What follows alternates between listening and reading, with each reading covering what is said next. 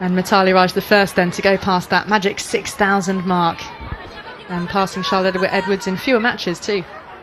I think what it does to international cricket and Indian cricket is that you see a name of an Indian skipper, an Indian top order bat right up there, and it just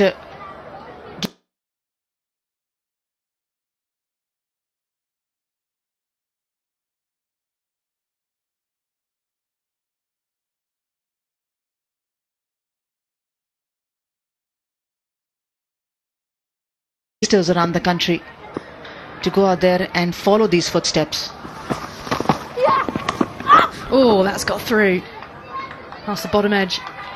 And when you have top class batters going out there and performing, and it's being broadcasted so very well around the world, especially the ICC doing fantastically well with the women's game, you've joined the likes of the Indian captain Virat Kohli, who's joined into the moment and saying a great moment for Indian cricket, for Mithali Raj becoming the highest run scorer in women's ODI cricket history today. Champion stuff. How many people does that tweet go out to? Some width in the air! Oh, missed chance. Well, a diving effort from Ekta Bisht. It would have been spectacular aerial catch if she'd been able to take it. These are the chances will really lift the Indian fielding and the belief that they can go out there and defend this total. But to be fair, it was wide of Ekta Bisht. Yep. Really, she wasn't getting near it.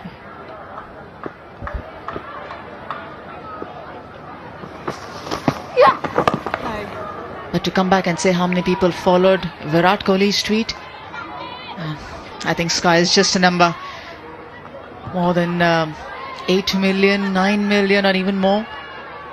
And let's not forget the number of people who follow Indian cricket around the world. It's an achievement.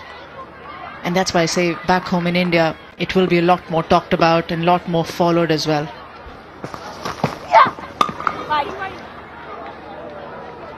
End of the over then. 10 gone, that's the power play. 34 without loss, Australia.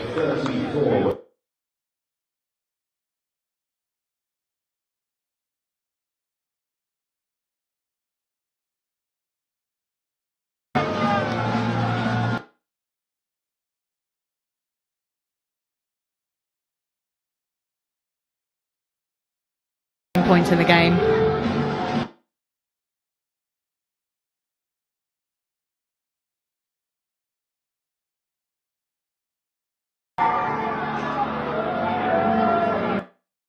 Is in front. Still the early stages, but Mooney and Bolton starting to put a partnership together. He's got to be an Aussie, isn't he? He's got the best view. It's not that warm today. Well, actually, when it is when the sun comes. 10 overs. For Bolton and Mooney with some powerful strokes.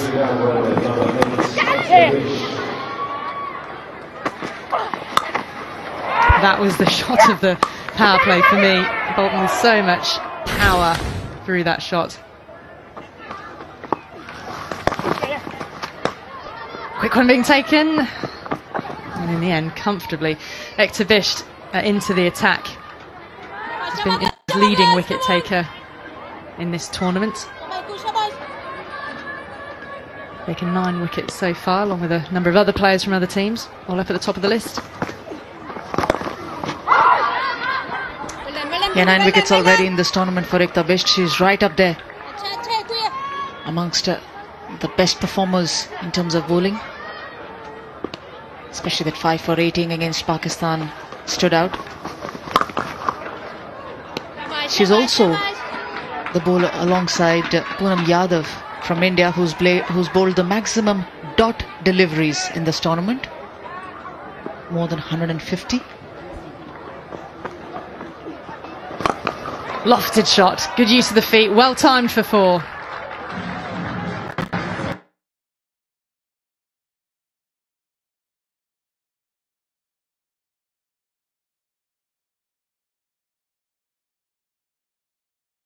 Down the track and covered her off stump very well. She knows she's not a big turner of the ball, Ekta Bisht played it extremely well. Well, just looking strong now, picking out the gap at deep mid-wicket. Picking up that shot beautifully out of the middle. Looking at this, who can come down and do this to Ekta Bisht, take it down to the mid-wicket boundary. Not surprisingly that she anticipated either a short pitch delivery or to just go hard playing that sweep shot. Vacant spaces to pick up her second boundary of the over. 4 more to win the over. Oh, just as we were saying about Ekta Bisht being the most economical. And Australia 40. She even in the game against South Africa, or first couple of overs did a lot of runs. It was only Ekta Bisht came back a couple of wickets and also put a stop on the run scoring.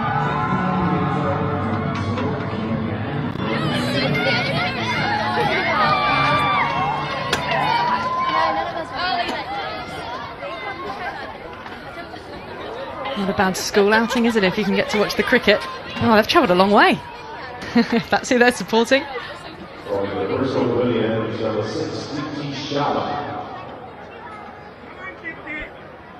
Well, these two are starting to get into their stride. A flurry of attacking shots. No doubt who they're supporting.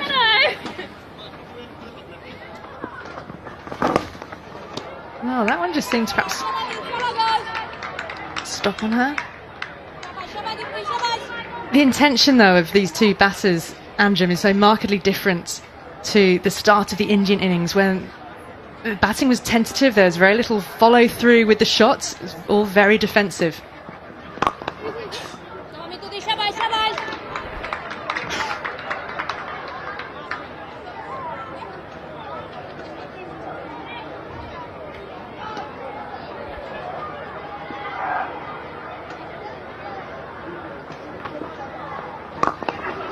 You look at the way that Beth Mooney is actually standing. She's nearly middle and off. One stride out. She's really making sure that she covers her off stump with the off spinner bowling round the stump. Just where she stands in, just look at her. There's no effect.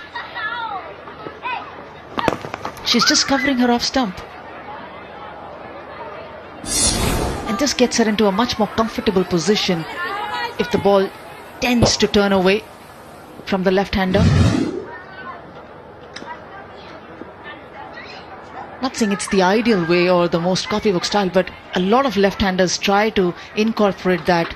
A lot of T20 cricket that we started seeing this, when you make the bowler bowl to you, or rather not give any view to the bowler of their stumps, but it's starting to come a lot in international one-day cricket as well.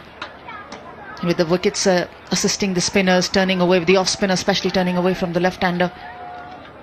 And it's just easier for her to drive through the cover region, getting to the pitch of the ball.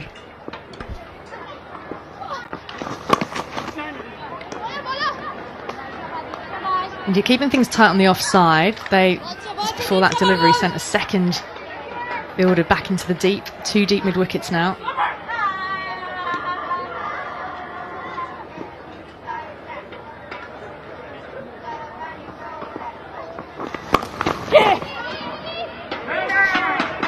That's when India need to stop those singles being singles and make sure they're dots. Just the one off the over then, 48 without loss.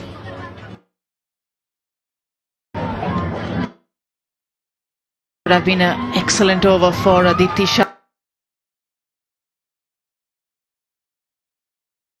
With one hand, ball getting quicker on to the left, allowing a single to the Aussie batters.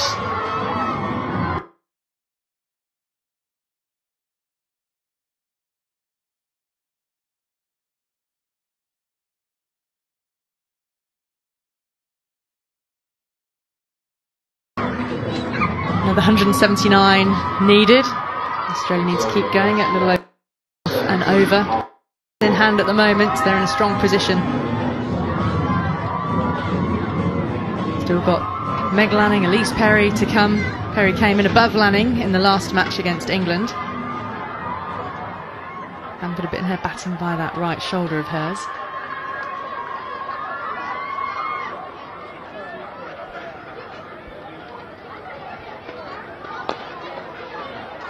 She's picked the spot well, has Beth Mooney, and again running hard. That clean pick-up keeps it to 1.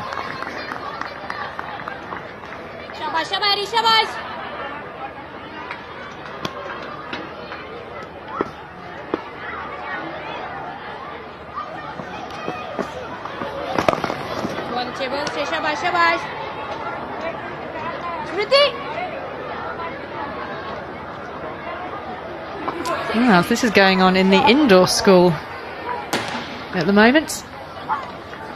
No bad thing.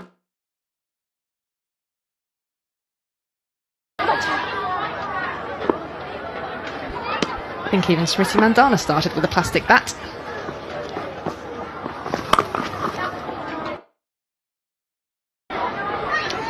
Did you also, Alison?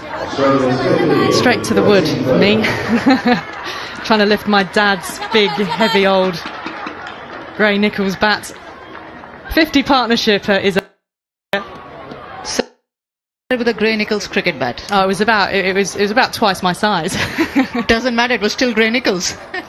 It was like an award for us. It was like a reward, rather, that if you score sometime regularly in the matches, you might just get a Gun and More bat or a Gray Nichols bat from abroad, because they never used to get that very easily available in India.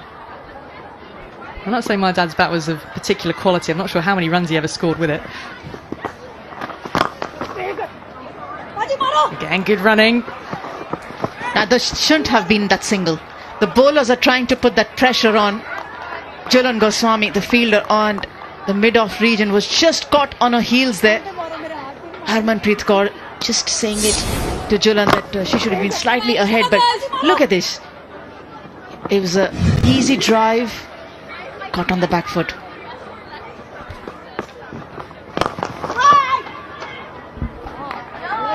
Just costed a run to make that alertness get noticed for Jhulan. Tell you what, though, every delivery, Bolton is looking to make something happen. Oh dear. She was well back in her crease, though. That's the over, 51 without loss.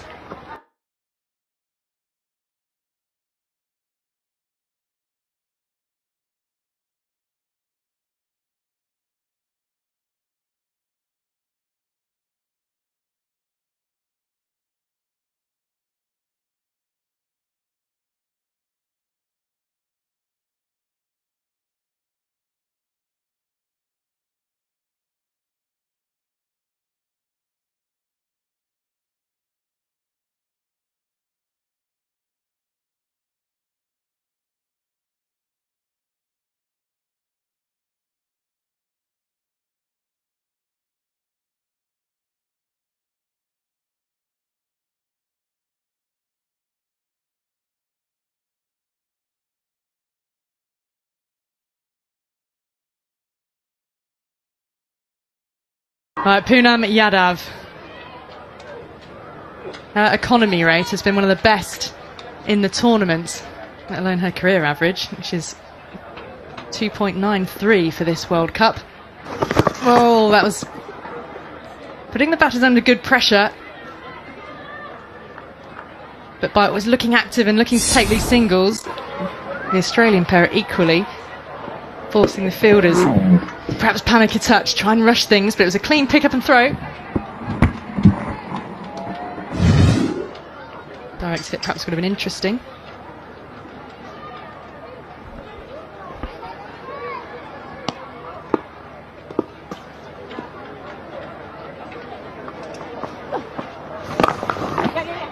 So much air in those deliveries. It slows up a touch on the turf there. Difficult to play Poonam Yadav, tossing it up high above the batter's eye line. It does encourage batters to come forwards. If you don't quite time it right, that's when she can undo you.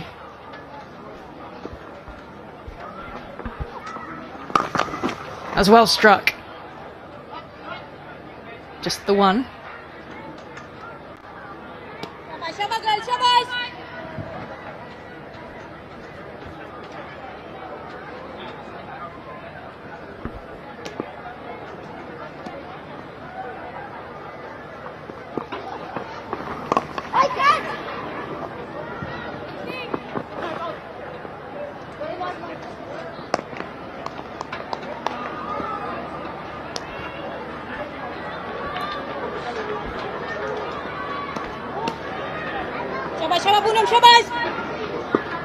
She's less than 5 foot tall, Pinam Yadav. Really has to give the ball a rip and plenty of air.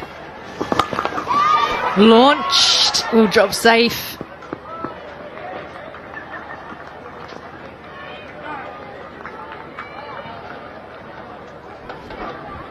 Been a good over for the Aussie girls. A lot of open spaces. She's in excellent form, Bolton, to pick those gaps.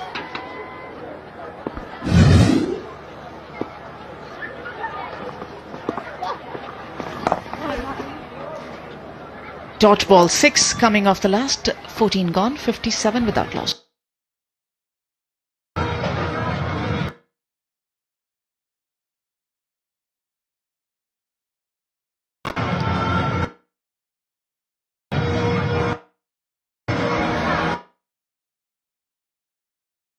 After 100 from Poonam Rawat and a 69 from Mithali Raj, didn't couldn't really manage to beat the Indians, ending on 2-6 for 7.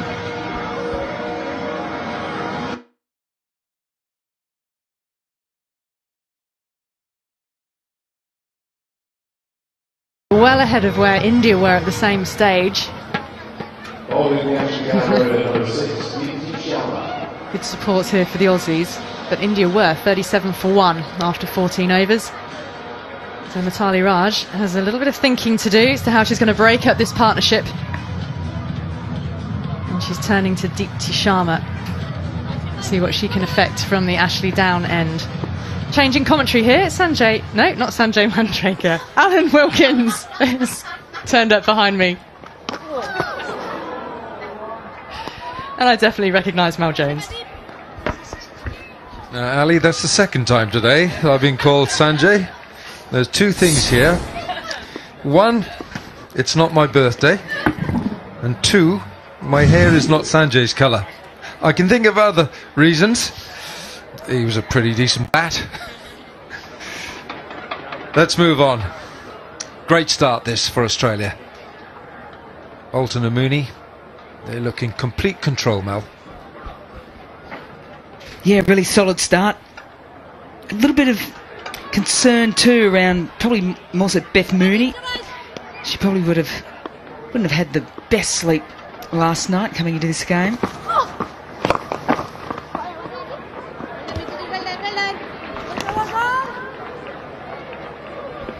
Coming off scores, it had a 70 in the first game and then went duck 32, duck 31, so it's been hot and cold. So we see quite a bit of turn there.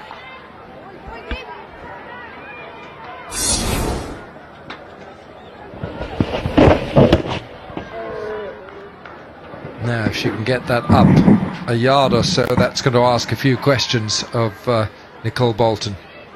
Yeah, I think you'll see some adjustment in the approach from Nicole Bolton too.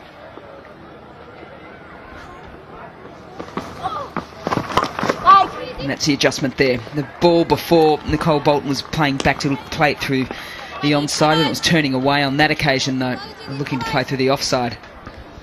Well, for me, Mel, this young player here, Deepti Sharma, at 19, is India's future. Tremendous all-round cricketer. She batted at 9 today, which was unfortunate because she's really is a top 3 or 4 batter. And she seems to have a tremendous understanding of the game. I think the future is right there. She's 19, she's in the game all the time. And if you've got a top order batter who bowls as well as this, then you're covering 2 bases in one. 57 for no wicket.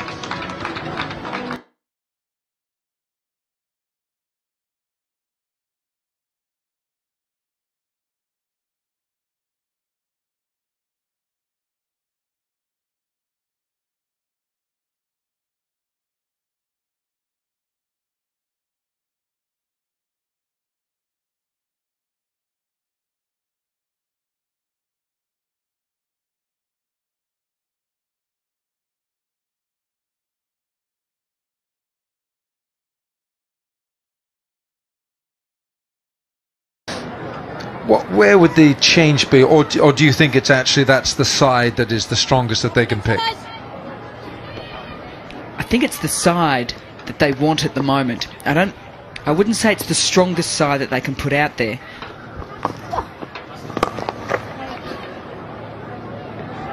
And I say that because, and no disrespect to Elise Villani's bowling, she's not an international bowler. She hardly bowls at club or state. So there's an issue there that she has to bowl. That's well run. She used to open, she now finds herself in the middle order, and they like Elise Villani in there because of her power hitting. But when one of your bowlers isn't quite always bowling their full allotment of overs, and at the moment that has been Elise Perry, that's why Elise Villani's been called on to bowl. That's been hit hard. Hard enough for a boundary.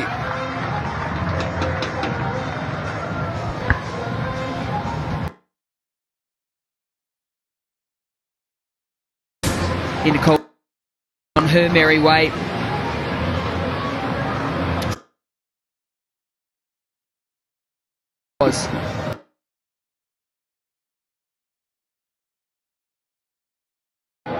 So there's easily potential for reshuffling within the Australian team, I think.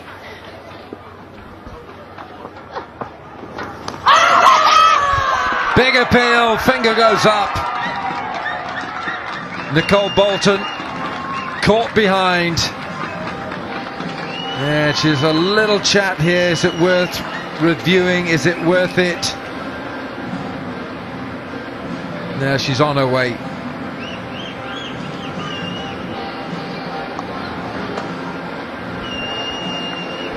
Yeah, interesting that there was a bit of a discussion over whether or not to use the DRS. The only thing I can think of is the toe of the bat might have been close to the ground at the same point in time of contact. No, it wasn't.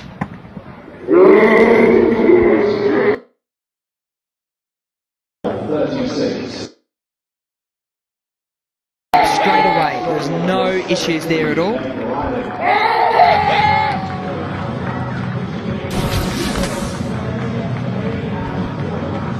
Nicole Bolton, 36, it's 1.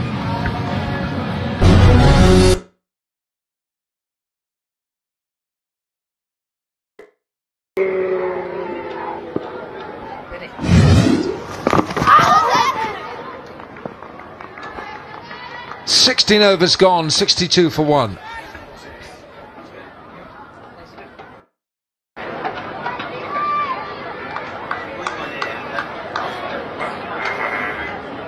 Sounds like a Loch Ness monster. Here's the ultra edge. A very faint nick at the bottom end of the bat. We're in a break now.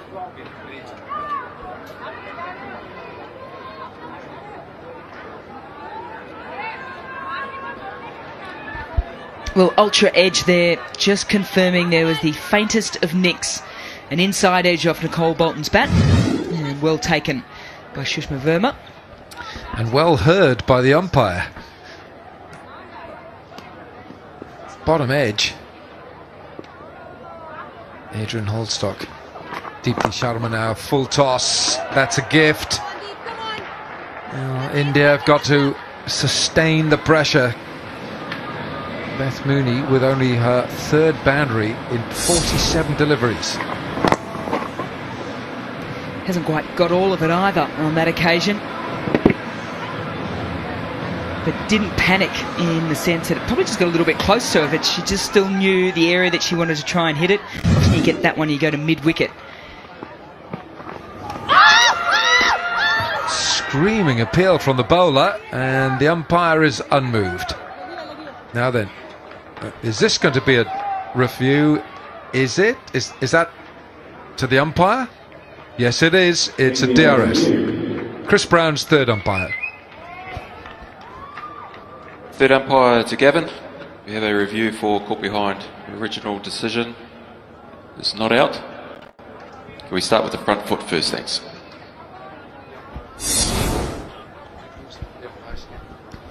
Thanks, that's fair delivery. If we could move to front on slow motion.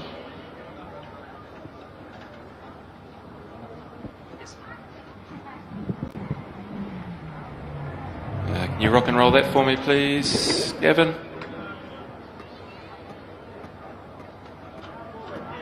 Okay, there's clearly daylight between bat and ball there. If we can go back to the umpire. On the umpire now, thanks, Sycat. I'll get you to stick with your...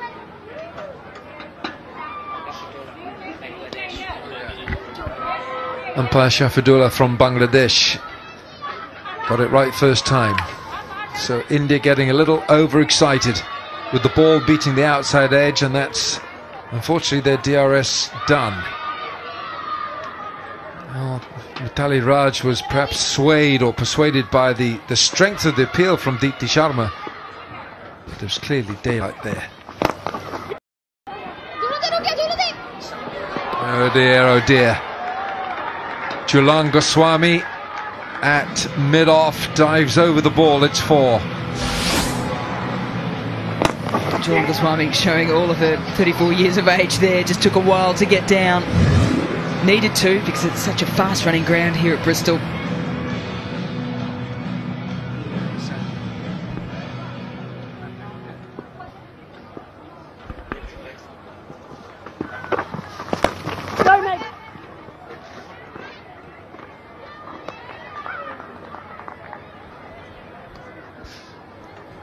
Well, there we are. That's all in the brochure, the official programme, the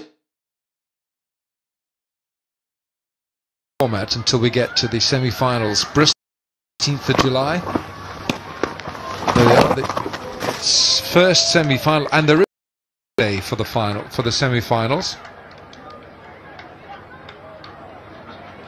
So the 18th of July is the first semi-final here, and the second semi-final is in Derby, and the final is at Lords on the 23rd.